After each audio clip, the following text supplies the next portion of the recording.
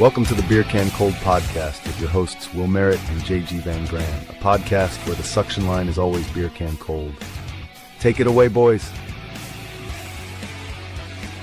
We almost forgot how to do this. Almost. We took a month off. There you go. I'm happy to say we're back. I'm happy to say we're back. It's, I've missed doing this. I really do. This is my sanity check. But goodness gracious, what a month it has been. We made the conscious decision actually at the consortium that we're going to just hold off for a minute and just kind of get our lives back together. But it's been great. We got a lot to talk about. Yep. It was good. We were together at the consortium that you guys put out through Effective Media, which was an amazing time, by the way. I love those things. I always get more out of them than I do any of the trade stuff I go to, right? These roundtables, these consortiums are just, they give so much more because it's guys who could just sit around the table and talk about a topic and there's no right or wrong answer. Yeah. So I thought it was really good. Yeah. No, we enjoy it. So going to try to do one again in the spring. We last 2 years, it's just been once in the fall. So yeah, and I think we might put our hand up to host that. Now that we have a second location, we might be able to actually just get in there and kind of, shut the doors and have a good time. So we're back. It's been about a month since we recorded. We talked about, we're definitely still going to do the interviews and stuff, but every once in a while, just getting back to this. During that month, I had a little bit of off time, built myself a little podcasting table. Now I'm all like professional. Nice. I don't know that the trailer thing is going to work out that well because there's a heating and cooling issue within the trailer. Always a heating and cooling issue, even in the industry. You would think since I work in this industry, I can figure out how to heat and cool that little trailer, but there's been one thing after another. So we did want to touch today, though, on pay-per-click, because I think that there is still a lot of very interesting things about this topic. And it came up for us because we're in November, we're planning for next year.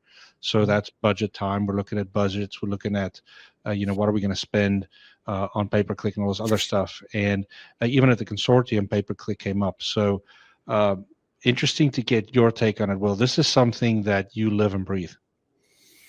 Yeah, it's a slippery slope is, I guess, a good way to enter it into the conversation. I think, you hear all different viewpoints and people talk about, oh, it's great and this and that. And, before we got started, I was telling you about someone I knew that was kind of letting Google run it for them.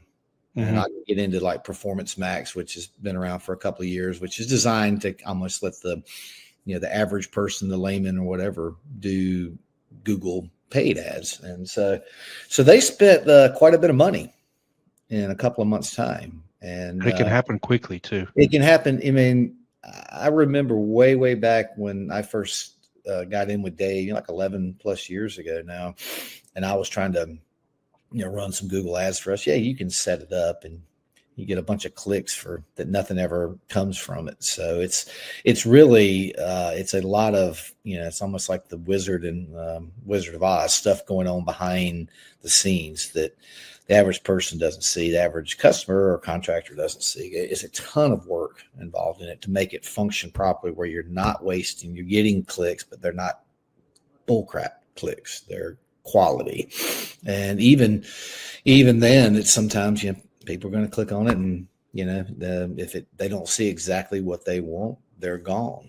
So there continues to be more and more nuance. And we talked a little bit about it. I think we can tease this, maybe our next episode, we're going to get more into like the AI world and how that's affecting what consumers are seeing. I was just telling you, we just got back from Nashville for a trip with a bunch of contractors and a distributor. And part of the presentation I did is talked about two things that are starting to change. And it's the AI, like generative search results you're getting. So you type in a question, who's the best contractor in town? Why is my thermostat screen blank? And it gives you answers and stuff, and it's pulling stuff from everywhere. And that's becoming a big part of things. You got to have your website set up properly to be part of the search results. But also there's now a new thing. I'll just see this a little bit. We can get more into the paid thing, but there's AI Max now through Google, which is essentially an accompaniment to Google search campaigns, to where they're saying it's keywordless clicks and click-throughs, and it's also getting you up in the AI generative search results. So Wow. it's a new thing, but it sounds like it's like anything. Oh, they make it seem very simple and it's easy to do. Like it said, toggle the button on is all you have to do. Well, and then there's all these. I was watching some videos on it, just learning more about it myself, and there's a bunch of other stuff you have to do at the ad set level in order to really refine and set it up properly, so you don't waste a bunch of money. But my long-winded, as Burrish would call it, long cut, back to what you asked about for pay-per-click. Yeah, it's a huge portion of what many contractors use to get leads today. And it's a big part of what we do.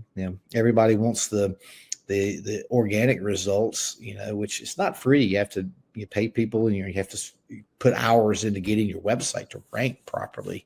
Right.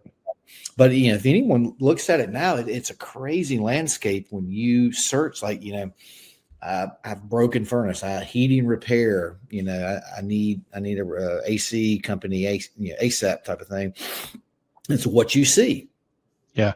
It's generative AI, and then local service ads, and then search ads, and then maps pack, and all that's before you ever get to an organic result. Well, and I think probably we should back up one step, because I think a big part of our audience are guys that are smaller companies. They, maybe just starting out first, second year, they're starting to think about that website. And I'll never forget, I went to work for I worked for a big company, and then went to work for a smaller guy as a sales guy. And I was a little bit computer savvy. And I remember him walking in, handing me this book. And it was this book about keywords for dummies, right? Because I think that it's like Google for Dummies. And he was like, hey, we're going to do the website. You need to start learning about this stuff so you can put it in the website. And so I had an early introduction to it. Joke was on him, though, because he didn't know I didn't read. I hate reading, right? So I watched a ton of YouTube on it. So does everyone today. Yeah, no kidding. But the thing that I think we need to touch on is, how do you get started with this stuff? So obviously I would love for everybody. And the other day I gave you guys a big shout out in a big group I was in, saying, hey, been with Effective Media for 14 years now. You guys need to call these guys. Just don't spend the money yourself. Get these guys to do it. But I think the foundation starts with keywords and those types of things if you're going to do some of the stuff yourself, right? Yeah. Well, that is still a core concept of getting, the right words, on your website, and the right words in the ads that when someone searches something, does it trigger your ad? Does it trigger it properly or improperly? And so we've been doing it for so long, and a lot of other agencies have too, but we've been doing it a long time. And so we have what's called a huge negative keyword list.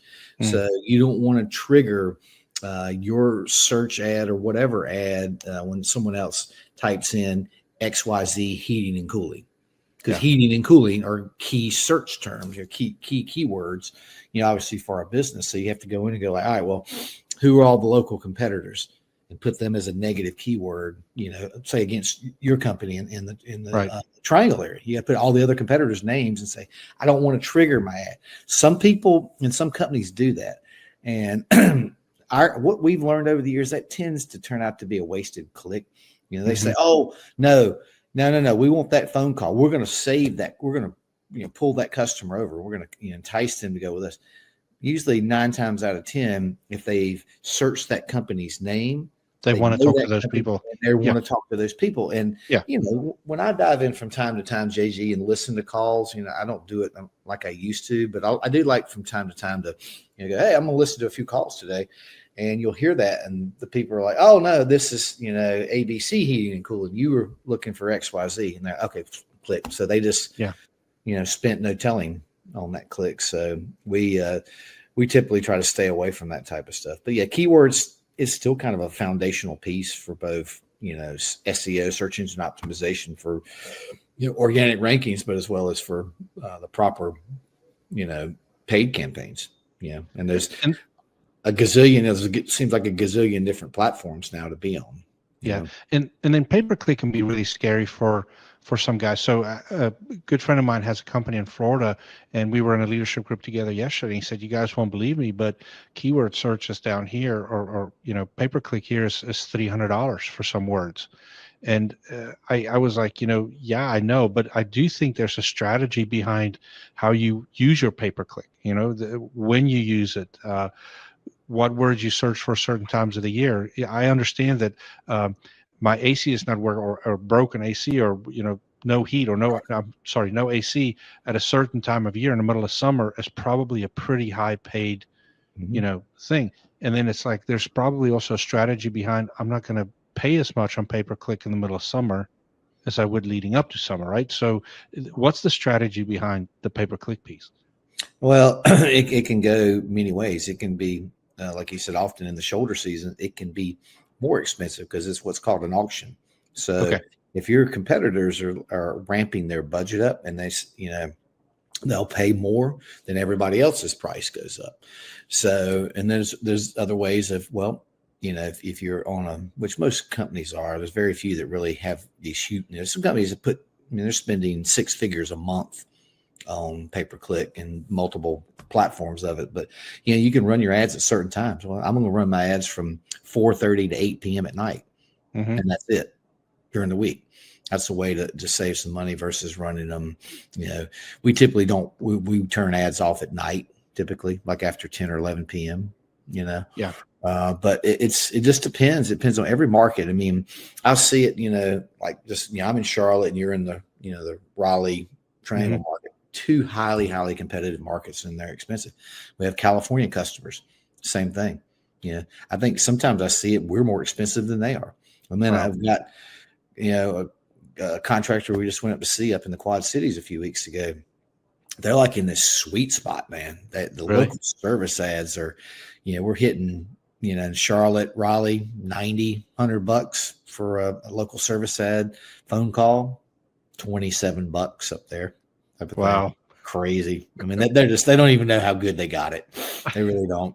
But it's a lot to it. And it's really dependent upon, what the company wants and needs with it. And it's just such a fine line between, all right, we need business, and then we got too much business. And Google, of course, in their infinite wisdom, is they don't like you. They never want you to turn a campaign off because algorithms got to relearn. So your campaign's not going to function well, and you're going to waste dollars for another 60, 90 days if you turn a campaign off. 120 days versus maybe you cut the budget down a little bit. And I think that's what I love about our partnership, not away from the podcast, right? It's like you guys work with our marketing team and you set this marketing piece up for a year-round, thing. So it's a constant that's thing. what we're doing right now. I have everybody's essentially plan laid out. I haven't started I'm starting to plug in. It's like a puzzle, JG. We're looking at, all right, here's our your website stuff. Here's all your different paid platforms. Here's social media. Here's your review, reputation management side. All right. Then we're into looking at billboards, radio, TV, streaming, all kinds of stuff. And so you just start plugging the pieces of it. That's what we're doing right now. We're putting those budgets together, and we're getting ready to present for all of 2026. And like with you guys, we've got a plan laid out, but we always say it's written in pencil. Yeah, it is, because it changes, right? Weather depends. I tell you what's crazy, and just a thing I go through, and Google local service ads, for example. I go in and I'll go back and run a monthly report for this year. And I just looked at one particular customer, 2025 versus 2024. They're already almost triple the amount of investment this year, and we're only through just say the end of October versus what they did in 2024. So, and I'll look at the months, and it's like, holy crap, they're 7 times what they were in January. So a lot of that's weather dependent. That for you guys out there, they're not, don't know maybe what I'm talking about. You probably do, but Google local service ads is typically the top paid thing you see. And it truly is a pay per lead platform, because if you click on it, you have to make a phone call. Well, Google charges the company after 30 seconds in duration for that phone call. Yeah. It does give us the ability to listen to and dispute, the driver that's calling to get directions, the person, you hear employees call in, you hear a solicitor, or you're calling in for, oh, hey, you guys do duct cleaning. No, we don't do duct cleaning. All those can be disputed, but it's a good platform. But, it can go gangbusters. Jim always uses the phrase, our digital manager, Jim Gregory, he says it's the canary in the coal mine. Mm-hmm. So as soon as the weather drops off, the leads really dissipate. On that. But when it gets hot, or really cold, it's a great platform. Now, one thing I know that, and I need to get in touch with Jim too, because one thing I know that helps you guys that I always provide for you guys is our forecasting and our predictions for the next year. Yeah. And so I actually, and this is a little bit of a PSA announcement. If anybody that sees this want to call in or reach out to us through any platform, which, by the way, we're on Twitter, Spotify, we're everywhere. If you want to reach out, I'll help you with this. But it's a spreadsheet that I started creating today, and it's taken a while to put it together. But for us, what it'll do is I'm having my managers this time, instead of me sitting in an office for a month saying this is what the budget's going to be like, I actually am getting buy-in from all our managers, right? So today I started with service, and what I'm doing is I'm asking them to go dig up 2023 numbers. So 2023, 2024, 2025, so that we can start identifying rhythms and looking for, the ebbs and flows and starting to understand that. Because believe it or not, yes, we're a seasonal business, but within that seasonality, there is still a rhythm to certain things, right? And so once we have that, that's how we're going to lay our budgets out. And then we're going to also back into them with the amount of service technicians, what we think they'll do, and so forth. But I think for the marketing campaigns, for you guys to have those numbers to say, hey, we're looking to needing 1,200 service calls in January, 1,400 in February, those things help you too, because you guys can then look into how the pay-per-click, how the you back into the math. You look at what's the click-through rate. Well, click-through rate's great, but what is the conversion rate? And then that's another piece that once it gets to you guys. Oftentimes, we don't have as much visibility. We can see who the customer is and so on and so forth. If that data comes up through the phone call, which most of the time it does, but we don't know. We always say, hey, that $70 click could be nothing. Could be, and when they call you, or they it turns to a conversion. It could be, they call in and the CSR kind of fumbles, or doesn't take care of what they're looking for, or be just a tune-up could turn into a $20,000 job. Yeah, a change out. You don't know. Yeah, no, it's amazing. And we're a culture in our company where we just talk about options. We don't sell anything, right? And I think it's funny. We were talking about that for some of our planning, and one of our key platforms of social media is we're going to give customers some options this year and say, hey, this is what we can do here. And then here's other options, and let them decide, and I think that's what one of the greatest things in this business is. You don't go try to sell, because consumers they hate that. Like, oh, I'm gonna go out to the truck. We'll go back and conjure up something in the truck, and then I'll be back, type of thing. And it was interesting. I was listening to a podcast today, and I'll just leave it at that. I won't say any more than that. But they were talking about giving pricing, and this particular company was like, they're like, I don't know. I'm like, well, no, wait a minute. That's where we got to be, and we're going. It's not a perfect science. Again, it's not like, I'm going to buy, a big TV that's on the wall back there, and all right, I want this particular size. I want this refresh rate. I want 4K, whatever. And then I just look at brands and outlets and where to buy it. And heat and air is not like that, but the consumer thinks it is. And so I think, I'll give Contractor Commerce a plug. It's, they're revolutionizing that aspect of things. And it is continuing to grow. And we're seeing, for some of the people that are pushing it, it still hasn't turned into, I think, what it's going to, but they're getting, a good number of search traffic, organic search traffic, JG, of people going like AC, free AC online quote.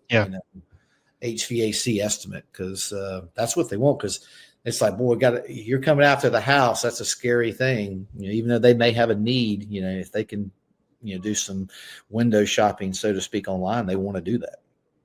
A little bit off topic, but in the same vein. Have you been seeing these companies that are now giving pricing online by somebody just going to the website, answering a couple questions, and then they get a price from the website, kind of like a la carte store? What's your experience with that? Well, I've seen it more like what I just discussed. And it's only what I know, the Contractor commerce platform. It started with filters, and then you can actually go in and build a system. Oh, you can't. See, I know we use it, but good system. Yep. Water heaters, whatever. I have a little bit. I understand that might be where we're going, and I get it, but I have a little bit of apprehension, because to me, of course, get a sales guy out to the house to actually look at what is needed, because just today we had a plumbing situation where it was really easy to quote a repipe over the phone if we needed to, because you customer this many things, but then you get to the job and there's several things that the homeowner would have not known to look for. And so I don't know, I'm a little bit hesitant to just have our customers go to our website and just look at good, better, best options, and then go, okay, well, Johnny Leg down the street can do it for cheaper, and so forth. But they don't understand there's no value building in the home. We're as a culture in our company is very value building. It's not that we want the most money out of you. It's like, we want to come here once, we want to fix it once, and we want to move on. We don't want to nickel and dime you. So I'm a little fearful of this new. I haven't seen really repairs on there. In my area, man, on my social media, it's popping all the time. Like, hey, tell me talking. this. What's that? People talking, asked and had such and such, they said they're going to charge me $750 to replace a fan motor. Yeah. No, I need to circle back with a good friend of ours that has a heating and air company locally, and he's doing that right now. He's very much like, answer these 4 or 5 questions, and we'll give you a quote right away. Now, I'm sure somebody from his office calls and follow up, and it's not on repairs, it's on equipment. I want to see where that goes. Well, that's the same thing. What we were discussing is, it ultimately comes down to that. Yes, someone from the company's got to come to the home. They got to measure. They got to do a load calculation. They got to check ductwork. They got to, check accessibility. Will the equipment fit? There's so many variables. But that's so over the average consumer's head. Yeah. No offense to anyone, but it's a lot of detail in what happens in this industry and going in. Yeah, I got the contractor come in the morning. We're getting a humidifier. I wanted steam. Well, they do. Had to dig a hole down in which I have encapsulated crawl space. That wasn't happening. Yeah, there wasn't enough drop on the size. I'm doing a bypass, but I need it. I mean, we encapsulated 3 years ago, and the humidity levels nothing in the wintertime. It's way too low. Well, and I think that's the piece I'm like kind of hitting at, right? Consumers sees heating and air and their refrigerator is the same thing. It's an appliance. 100%. But it's really not, because the refrigerator is put together in a controlled place in a factory, and it's rolled into the home and plugged in. The heating and air system has to get built in an unsanitary environment where we have to solder, we have to do certain things. I got to drag a furnace under the. I mean, literally drag it. Consumers don't, unless they watch the contractor. I mean, they're literally like dragging it. Like my crawl space door. I think the last furnace was actually a 21-inch wide cabinets, which would be height if it's laying horizontal. But I think my crawl space door is 24 by 25. Mm-hmm. So originally I had the old York PV9D. I know those. Yeah. It was 24.5-inch wide furnace. And I'm sure when it got put in, it was a pain in the butt, but you got to drag it across that and drag it across, lay down some plastic and stuff. So you're not dragging it through the dirt. Yeah. But it's a lot, You're not putting it together in a laboratory. Yeah. And that's my point is like, now, how can you just quote a price online? Which means that the guy that's quoting the price online has buffered that price because he's putting in for incidentals. You're on it. You're on it. So here's the thing, you do, which again, more people are price sensitive. It seems like these days than they always are to some degree. But Some people aren't, but it's just way more expensive than it used to be. But Yep. that's all I do. Oh, it's going to be, the best, better, good. It's 18, 15, 5, 15. And then Yep. they get out and like, well, we can do that 15.5 system actually for 14.7. Yeah. And I'm they hoping. look like the hero. Yeah, and I'm hoping that there is some conversation. Now, to circle back to pay-per-click just really quickly, websites. Okay, that's a big one. So yes, you can want to do all the pay-per-click you want to do, but if you don't have a decently built website with the keywords and all that other stuff, it's null and void. It's a non-starter. It's all about right? landing what Google calls landing page experience. Yep. So they rate you 1 to 10, and like 10's like almost impossible to get to. But if you get your ads that have a quality score of over 8, for the landing page experience, the ads, that's doing well. But that's where it comes through. Like when that ad lands, is it landing on and giving exactly what that consumer was searching that answer to them? Right. That's why those two, they work together, hand in hand. So both have to be very strong, have to be very well done. Well, and then the other piece that links into, I would say, the trio would be the reviews, right? So you have to have some reviews. And so we fought that review battle with you guys helping us. But, we try to open that second location. And it's like we had to send them videos of the sign on the building and somebody actually working there. And we had to walk a video. And because Google is trying to make sure that like these companies that just buy advertising in other cities without actually being there, they're trying to, I think, get away from that. Am I correct? Yeah. Well, Google wants, back to 2018, Google said, we're going to localize the internet. And that was the big push. That's why it's local. That's why it's very hard. If you're not physically in the area you really want to, gain business in, it's just hard, And so they really, it seems like they've relaxed it a little bit. But what we just, have seen is, like you go create a new business profile for a heat and air conditioner plumbing company, they would immediately suspend it. And we heard the same thing for like attorneys. So I think they're just making sure no one's gaming the system, because it used to be people would do that. They would set up all these little locations. Back in the day, it was like a post office box, and they don't allow that anymore. But ultimately, what Google's trying to do, which we're all trying to do, is trying to give people the best experience possible. They're trying to give the best result. That's ultimately Google's goal. That, I'm a homeowner that my furnace is broken and I search furnace repair near me, that people that are coming up are qualified people. Yeah. That's like local service ads. That's why they do the background checks on those, which we understand. We just heard, here's a little tidbit, anecdotal thing that, they had the moniker and the green check mark beside your Google local service ad, which said it was Google guaranteed. And in paperwork, it's like the contractors has some liability. Like if the homeowner's mad, they call back, they contact Google, that you have to refund. I can't remember the amount. I don't think it would be like the full job, but it was up to a certain amount. From my understanding, that just went away. Okay. So that's not guaranteed by them, but it is backed by Google. Right. So I'm a small contractor. And I know everybody's situation is different, but I'm looking, I have had a good summer and I have some money in the bank to do advertising. So now it's laying in front of me and I got billboards, I got television, radio, I got pay-per-click and website.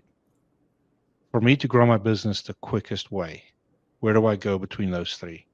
It'd be a combination. I mean, we see this a lot, JG, that, people are putting money or like too much money in the wrong place. Like your billboards and stuff, those are great. Contractors love them because they get to see themselves. Nothing like driving down and seeing your big face on a billboard. And I'm just thinking of one right now. We put it to where they saw it to and fro coming home and back and forth to work every day. None better than that. Yeah, but one person, she's like, I cringe seeing myself. But it's great. It's like seeing yourself on TV, Right. I think I might know who you're talking about the billboards, because me and this guy talked about it yesterday. Yeah, I think it's brand building. So yes, you got to look at, all right, there's demand platforms and there's brand building platforms, lead generation, demand. So, I think you have to, what we always tell when we meet with anybody, say, hey, we got to kind of tackle lead generation first. So website's still key. I mean, it's changed, vastly changing, but it needs to be a quality. It's like your online storefront. Yeah. People look and go, hey, wow, that looks good. Looks good on mobile. That's the big thing. 80% of searches, and I'm quoting Jennifer Hall on her LinkedIn post this afternoon, 80% of searches are on mobile. Yep. And so it's got to look good on mobile. It's got to be mobile optimized. And so that's important. But I would say if what you just said, all right, I'm small, maybe a medium-sized contractor. I've been living off word of mouth for all these years type of thing. I do, maybe I've got a little website, invest in getting one done well. And then maybe usually your first foray into some type of Google paid or any type of paid advertising, I would recommend Google local service ads. Yeah. Because if you don't get a phone call, you don't pay. And the cool thing is that people don't know is you can put a different phone number on each one of those avenues, and you can track what your return, your rate of return is on those. It's not like it's the Wild West. You just guess, well, I think billboards are bringing me business. You can put that phone number on there. Or what I see a lot of guys now do is QR codes, right? Because traffic is moving so fast, it's easy for somebody to whip out a QR code. It's harder for you to remember a phone number. We typically on that type of stuff, we don't put phone numbers anymore. We might. Okay. But people are going to Google or whatever. Well, it's funny. I need to back up now talking about how the new AI stuff, like it's search everywhere. So Google is now with the AI stuff, they're looking at chat forums, like people on Facebook talking about your company. Reddit, which there's a bunch of stuff. I was going to bring it up. Yep. On Reddit, and it's like Wikipedia. Well, they're saying, well, now the AI generative search stuff is downplaying both Reddit and Wikipedia. So, but there's also, and here's an interesting one. I just caught this myself a few weeks ago. So go search, whatever you're looking for, who's the best auto mechanic in Chapel Hill, North Carolina. And you'll see it comes up under all. And then to the left of it is AI mode, which is Google Gemini. If you're on Google, just to the right of it now, it says short videos. So guess what that is? That's YouTube Shorts. That's Reels on Instagram. So, hey, people that don't believe in social media out there, it's even becoming a bigger factor. And speaking like branding, we throw social media right into branding. It's the least expensive form of branding you can get. And I had a customer, the guy in Quad Cities, Matt, and I'll quote him. I'm quoting everybody tonight, so I hope they watch this. But we're over their place a few weeks ago, and he's a social media guy, and he loves it. And he goes, you got to go where the eyeballs are. I'm like, that's not my quote. That's Gary Vee's quote, but I've said it for years. You just got to be there, and people are just kind of scrolling over. Oh, maybe you catch their attention. You got a picture of a cute puppy. With a condensing, you just installed a system. They got a new doll. It's cute. And they saw you, but they didn't really see you, JG. Same thing as a billboard. They drove by it and, not like they pulled over and went, oh, no kidding. Now. We'll call them later and talk to them. Right. No. Well, thing in TV, radio, I know for this show, our biggest platform for interaction is the short videos. That's how people interact with the show. Well, people are just digesting it. And again, I'll tease a little more of the AI stuff if that's going to be our next episode. But I think it should be. The quote I heard, and it was a Neil Patel webinar. Here I go quoting somebody again. It said, write in the human voice, and do it for AI. So AI has certain ways they want it. And it's just like, really what consumers are doing today in the general public is they want summaries. It's like if you write a blog or an article on, here's the things to check before you call a contractor. Well, put a summary at the beginning of that blog, number it, bullet point it. So, because what's happening is the AI search engines, the Gemini, Chat GPT, they're going and scraping, and it's easy for them to digest that and pull it out. Yeah. So you're setting your stuff, your content up and stuff. It'll pull those little things out, and then it'll show up, in different searches that way. No, I like it. No, I think AI has an entire hour to be dedicated to it because I think there's a lot going on with it. AI is like SEO. Somebody says SEO. Well, that's like it's kind of like saying, all right, like we joke around where I live. There's a huge community called Providence Downs. Well, there's Providence Downs proper. There's Providence Downs South. So it's like, I live in Providence Downs. Like, well, it's like I live in North America. Yes. Where? Canada? Right. Mexico? I mean, where are you? I don't know. I remember when I was working for the software company, the programmers would joke and said, "Listen, all AI is smart programming."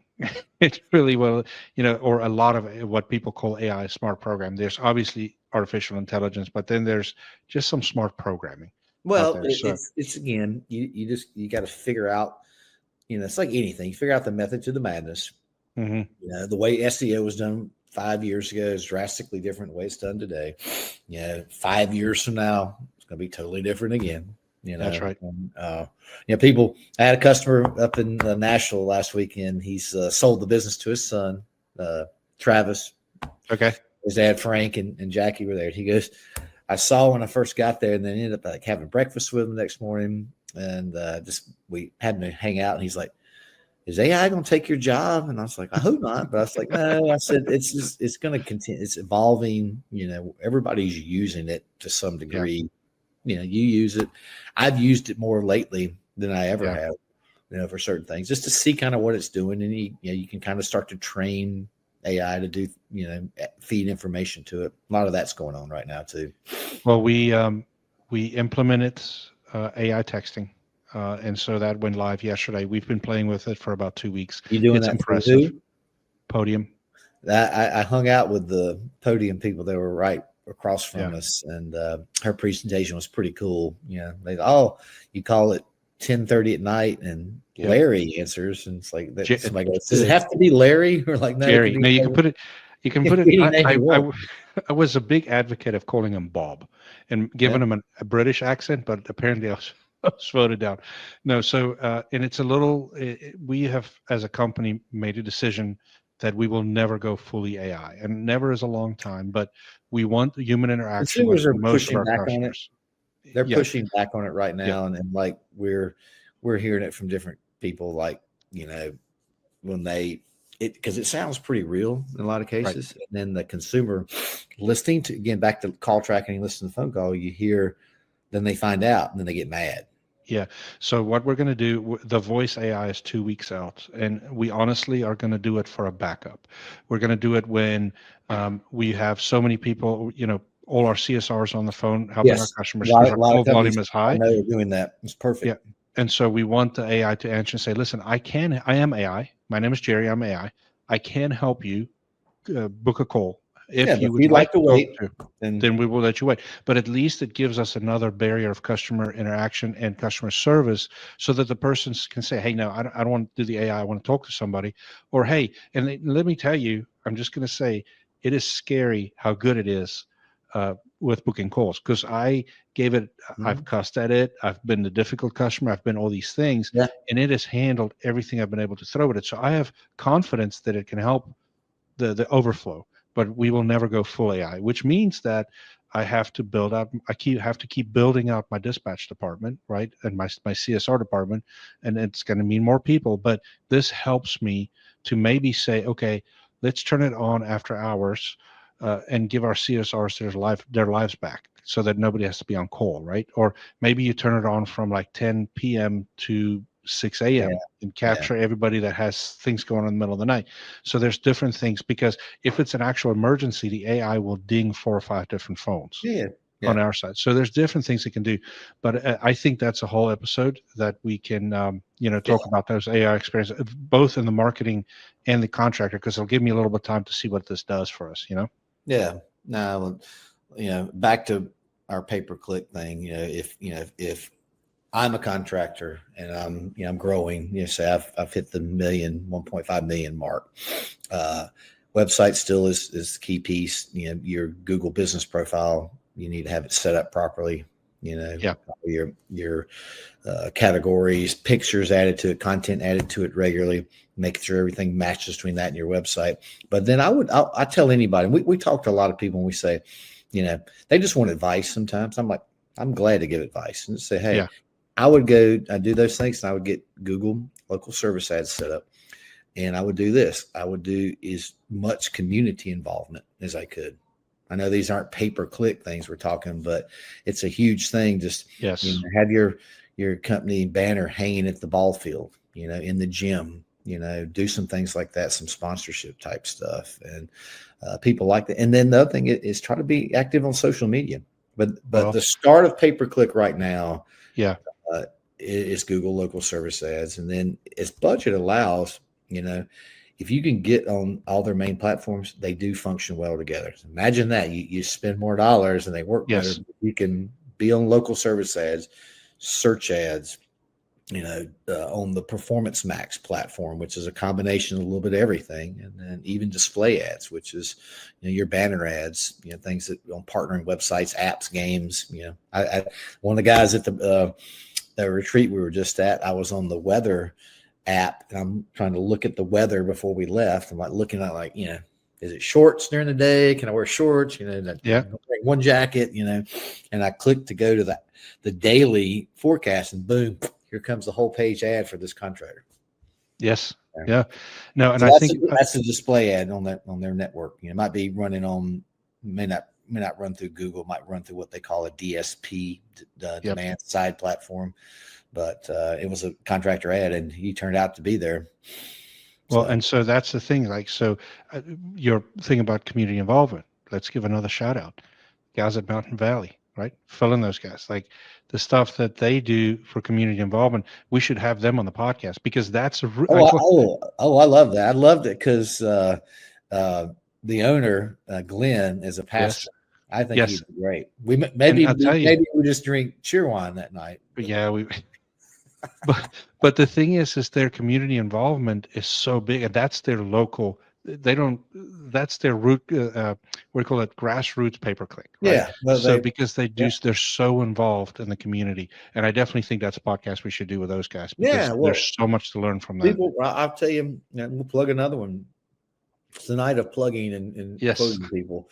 So today we had a ribbon cutting ceremony. It wasn't a true ribbon. I thought we might have the big scissors and a ribbon, but Anderson, Brian Carey Ivester and Anderson here in Charlotte. Yeah, he's an ex-Marine. So they've gotten involved with Purple Heart Homes.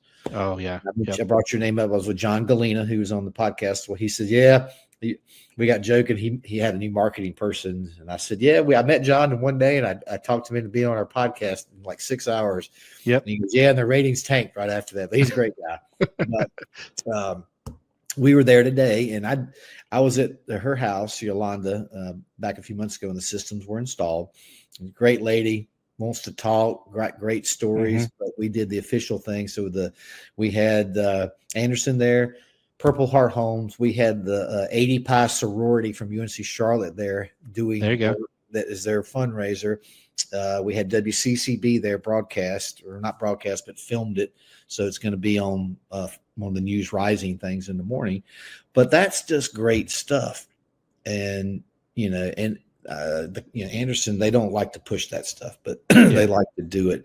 But, consumers go like, man, those are good people. And I was just there today, and I mean, Yolanda had this point. I'm tearing up talking about it right now. Yeah. She had someone else read it because she's like, I'm going to tear up. And it was awesome. Just about her being a woman, being in the military. She was in Vietnam and just what she went through, and not almost being considered a true, veteran because she was a hero. woman. Yeah. Yep. But it's just very touching. But I'm like, man, that stuff is, talking about feeling good. I told Jackson when we left, and Kirsten and I said, man, I can do that every day. Yeah. Yeah. It's like, and that's what, and I'll just leave this here. What Phil told me one time, with them, they help out a lot of people in the community, and they don't like to talk about it either. But he said, the more we help out, the bigger we grow, because the blessings come, so it's like that's the big part of this. So, well, that's just absolutely. You do good things come back to you, and you don't need to go seek the spotlight. It's a tough thing. You don't want to go toot the horn that like, hey, we're doing all this stuff, but it's kind of nice that people do know you're affiliated with those types of things, and you care about that stuff. But talk about a great day. He gave me, they need some help up in Hot Springs, Virginia. And I said, I know where that is. That's where the Homestead is, the oldest hotel in America. And they looked at me like, how do you know that? And I say, I went there like 4 straight years with Virginia Air. Yes. Yeah. Yep. I remember that. Place. I actually, that's funny. I got an email from them a couple of days ago. I'm still on their email list, and yet the Omni bought them or whatever. Yes. Yep. But I heard about that. They got a house that they need a mini split. So I may be contacting somebody out there who's the president of a certain corporation in the Southeast. So I won't say his name, but I'm going to reach out to you about some ductless help for Purple Heart Homes. That's awesome. Well, buddy, it was so good to get back together and just talk about this pay-per-click piece. I think this is something that's very, very helpful. I think the next episode should be AI. I know you just have talked about that a lot. If you have a guest to bring on with that, that'd be great too. But I think that just with the presentations I know you've done here recently, it'll be a jam-packed one, and we can actually tease that one a little bit. I think it's important to start talking about this AI stuff for sure. Yeah, it'd be really good. Well, there's two kind of, we can talk about like from my side and the marketing side of how it's impacting things. And then, you could talk a little bit about how it's impacting, how it's helping, your business and how it's becoming a part of that. So it's, it's changing so fast. Like I said, Cyberdyne Systems is coming. Look out. Yeah. Absolutely. Think about a couple of years from now, what it's going to be like. No, absolutely. Well, it was great to get back in the saddle for sure. We're definitely going to try to be more active with it now that it's slowed down. And I say it's slowed down, but it's about to be Christmas. So, but it's okay. We're going to do this as we can because we love doing it. And so therefore, and then we definitely have to circle back with Marty. I'll get in touch with you that there might be some exciting news coming with Marty. So Marty's one of our friends. Yeah, he's good people. Good people. So thanks again, buddy. I'm getting ready to go get dinner. So I got it. Lisa, my wife, is on a golf trip with 3 of them. I guess the 4th one gets there tomorrow, but they drove to Florida yesterday to Orlando. So they're playing golf until Sunday. Driving back. That's awesome. So me and Zach's bacheloring it. Oh, good. Is the pizza been ordered, or are we making fire? No, I have leftover meatloaf. She made this weekend while I was gone, and then we've got some leftover cabbage from Monday night, so I'll probably make some green beans to go with that. And then it's scary movie night. I'm here to get scared, so we're going to watch a scary movie. That's awesome. Well, thanks, bud. We will be back. Thank you for everybody watching. And I will do a better job of putting up here. Please follow and subscribe, and I'll put a list of where we are. So I'm working on some graphic stuff. I have a new platform that I'm using, so look for this to get better and better. Yeah, well, every time I see somebody I haven't seen in a while, they bring up the podcast. I'm like, that's good. How does I don't even think anybody's watching, but maybe 4 or 5 people are, So, no, well, good. Well, thanks, everybody, and we will be back next week. Good evening. Thanks, y'all.